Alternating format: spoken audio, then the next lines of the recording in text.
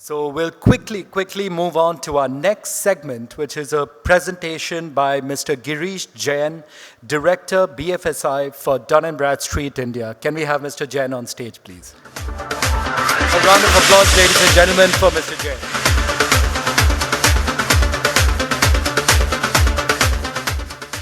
Thanks, Kaustav. Thanks for that introduction. Good evening, everyone. So we heard Avinash give a brief overview about what we do at DNB India, and then he spoke about the data coverage and all. So that's what I'm going to be taking forward here, and I'm going to be talking about. I'll try and cover again a little bit in detail as to what do we do here in DNB India. As we see, we combine global data and local expertise to help clients make smarter decisions. So what do we mean by that, and why do we say that? Let's understand that. Let's understand about DNB. So globally, if I were to talk about globally, we are present now for about 180 plus years. That's the kind of legacy that we carry in terms of our overall presence. 1841 is where we were established in the US. 7,000 plus employees is what we have across DNB globally. 550 million records is what we have in our database globally. 200 geographies is where we are present. And in fact, we are proud to say that 4 ex-US presidents have worked in their career with DNB.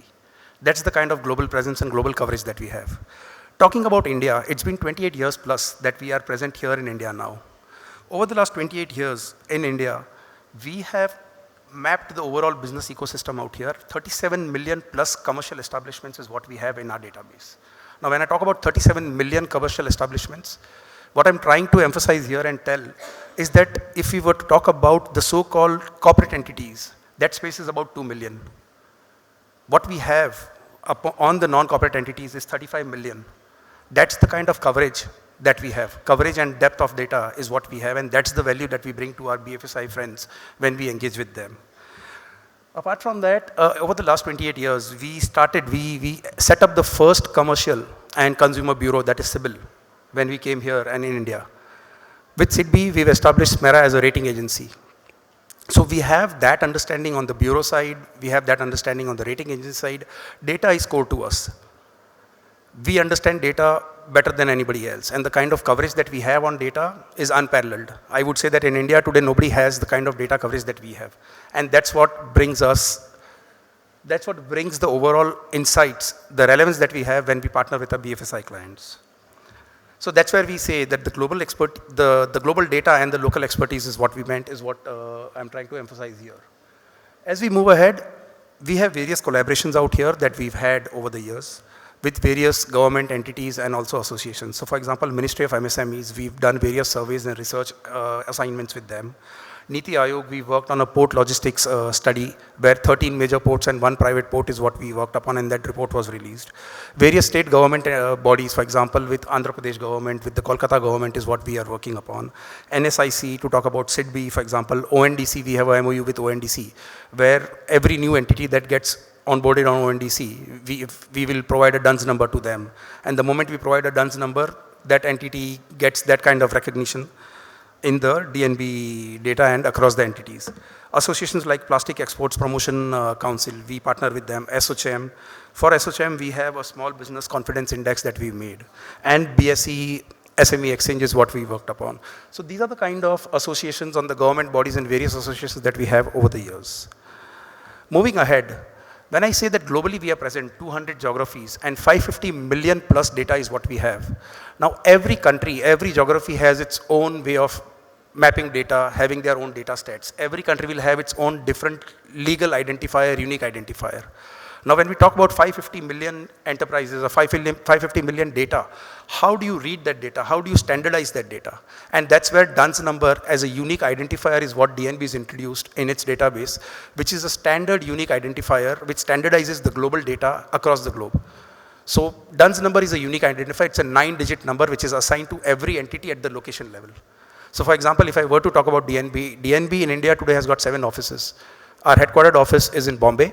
And outside Bombay, we have 6 more offices across all the regions. We have a pan-India presence in that sense. So each of the 7 offices has its own DUNS number. The 6 branch offices DUNS number will map to the headquarter location, which is Bombay. So that's how when you look at your borrower or your entity, you would know whether the entity that you're engaging with, is it a branch location or is it a headquartered location? That kind of headquarter to branch mapping is what we have. We have a parent subsidiary mapping as well. A complete family tree, the DUNS number mapping goes into a family tree mapping. So to put it simply, for example, to understand in Indian parlance, we talk about Tata Sons. Tata Sons is the holding company. It's the ultimate beneficiary owner for the Tata group. Now the ultimate beneficiary could be a global entity, could be an Indian entity. In case of Tata Sons is the ultimate beneficiary owner out here in India. So Tata Sons will have a DUNS number, and below Tata Sons, every entity within the Tata group will have a DUNS number, and they will all map into or roll into the Tata Sons DUNS number.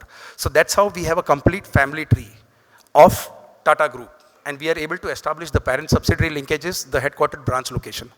So this basically can be used, for example, from a prospecting point of view. When you're looking at a new to bank customer, you will be able to identify whether this customer is a single location entity or is it a multiple locational entity.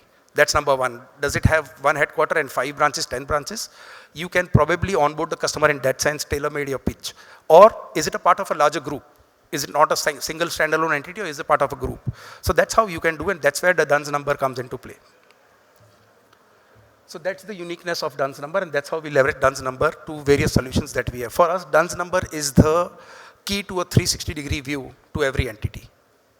And this DUNS number, as I mentioned, this is assigned for perpetuity. This DUNS number is, if an entity closes shop, it is never assigned to anybody else. The DUNS number remains for perpetuity. As we move ahead, let's understand DNB data insights that I would like to highlight upon here. In India, over the last 28 years, 37 million commercial establishments is what we have. When I talk about 37 million, these are 37 million DUNS number that we have. Now, as we see, of the 37 million DUNS number, there are 34.6 million headquartered locations. This means that these are unique commercial establishments, 34.6 million, and 2.14 million are branch locations. So that's the kind of data coverage that we have. And as I said earlier, 2 million entities are your so-called corporate entities. The rest all are non-corporate entities. Of the 37 million, 27.84 million entities are active and operational. When I say active and operational, there is a signal data out there, activity signal data, in terms of some of the other statutory filing happening out there. At the same time, there are 1.09 million entities which are active but non-operational. There is no activity signal data there. These entities are active on paper. So as lenders, we should know that the borrower that I'm engaging with, what's the kind of borrower that I'm engaging in, what's the kind of exposure that I'm taking. And there are 8.15 million entities which are complete out of business. Lock, stock, barrel, there's no business activity happening. So this is the overall database. Now when we look at this database and when we further move, 2.05 million corporate entities is what I spoke about. Now every data provider today will talk about this particular universe. This is publicly available. The banks themselves are accessing MCA, and we have a team of analysts sitting at our banks who are anyways accessing this data. What we bring to the table is the non-corporate entity. 23.65 million non-corporate MSMEs which are active. And these are unique entities that I'm talking about. Now this data we have at a lat long level, at a pin code level. If you see the tier, the top 10 city concentration is given. On this data we have various data elements like principal contacts, we have phone numbers, the handheld phone numbers, the email IDs, the year of establishment. So for example, if we're looking to engage with startups, entities which have registered in the last 4 years, 5 years, we are able to provide data on those sites. If you're looking at entities which are more vintage, have been into business 10 years, 20 years plus, that's the kind of data that we provide. Business IDs is what we have. When you talk about business IDs, it could be your GST data, all other legal identifiers that we're talking about is what we have. Negative detrimental data we have on this. Negative detrimental data would be statutory filing delays, defaults, all those kind of data. And importers, exporters tagging. So these are various cuts that we have in our data, which today we are engaging with our banking clients here. And the SIC 8 level coding classification of the industry. So if it's manufacturing, within manufacturing, what segment, and within that, what is the last level product that they are making. To that level is where we are able to slice and dice our data and work with our customers out here. Let's look at the registered universe on the MSME front. Now MSME is where today every lender is focusing upon, and that's the growth area, that's the growth driver today. MSME is a white space. Everybody knows that, okay, we need to lend onto MSME, and that's where the growth is going to be. But whom do we lend to? Which are the good entities out there? And that's where we come into play. That's where we work with our banking friends, and we are able to tell them that within the MSME space, these are the set of entities which are good. Now, how are we able to do it? There are various data elements that we ingest. There are various data elements that we check. So, for example, any lender today, if they default, any borrower, if a borrower defaults today, the borrower knows that my data will go into the bureau. But if there is a financial stress, we see statutory payments is the first thing where there are delays and defaults happening. EPFO payment delays, defaults. Your GST payments, regular GST payments are not happening. We see we tracking all those data also, and these are early warning signals in terms of some detrimental health of a particular borrower. So these are the kind of elements that we check. Now, if you see 15.37 million records that we have on MSME, almost 80% of them are tier 2, tier 3 locations. Only 20% of them are in tier 1. And of that also only 2% are corporate entities, 98% of them are non-corporate entities. And we have similar data cuts on all of them.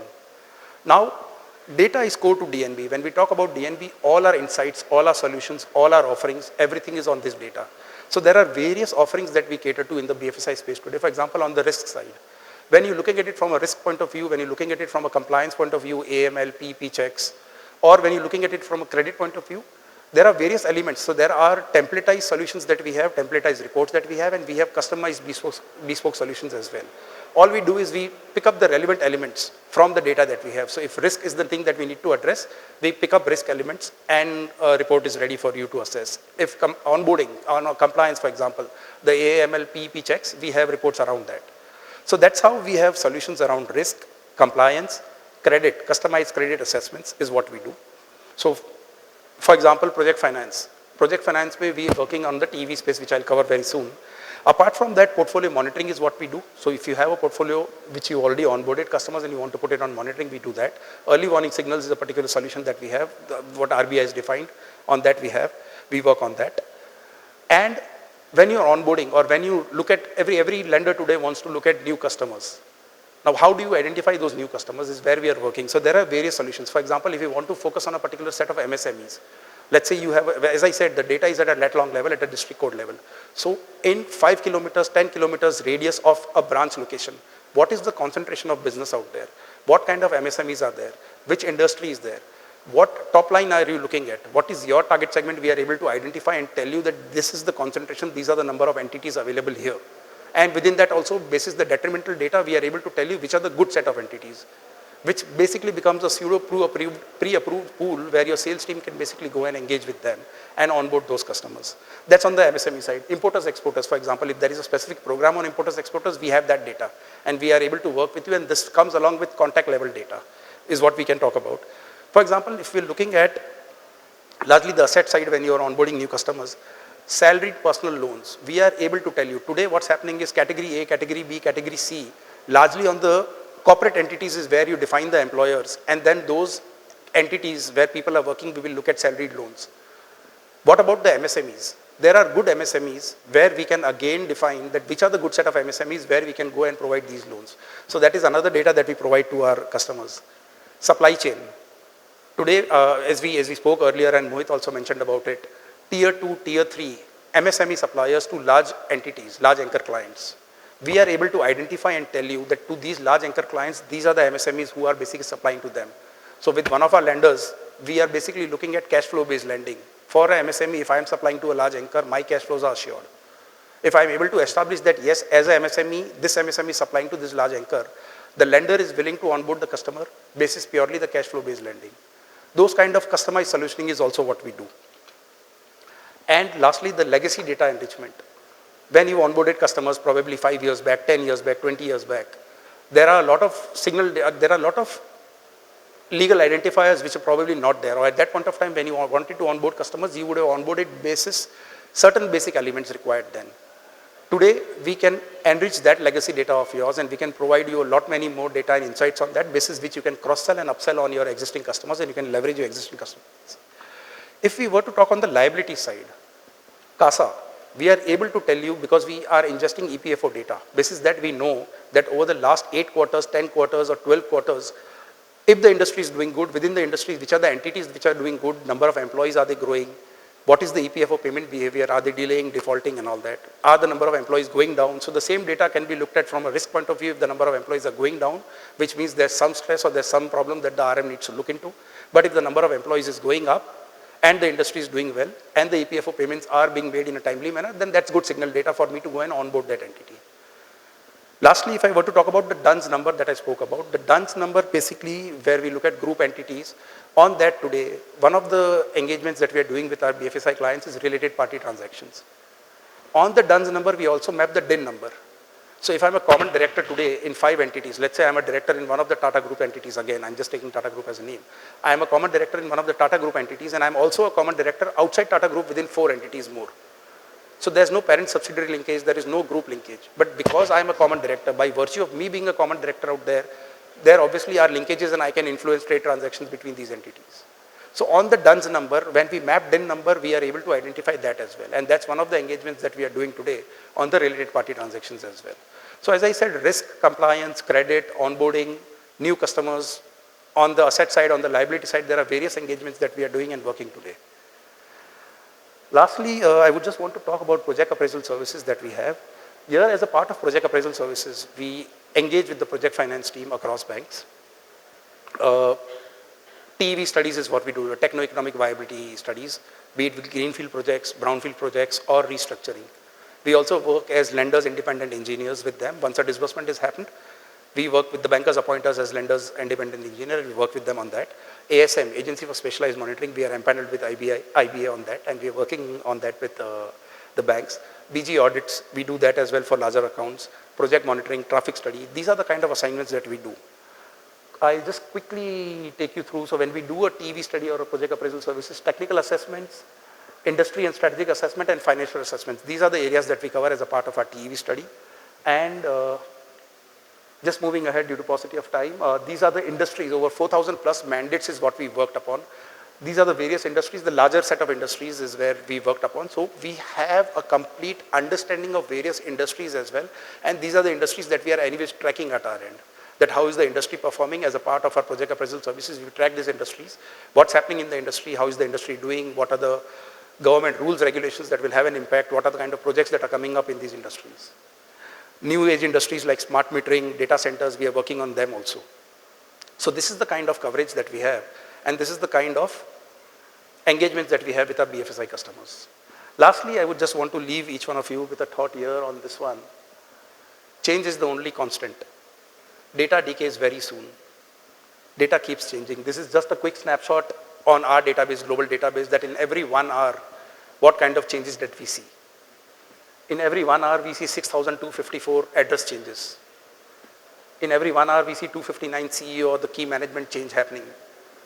3,008 new businesses will open their doors in every 1 hour. 9 entities will file for bankruptcy. This is an hourly update across our database. And that's where it's important to be data-driven, to be working with DNB. And that's where we add value to our banking clients. That's it. Thank you.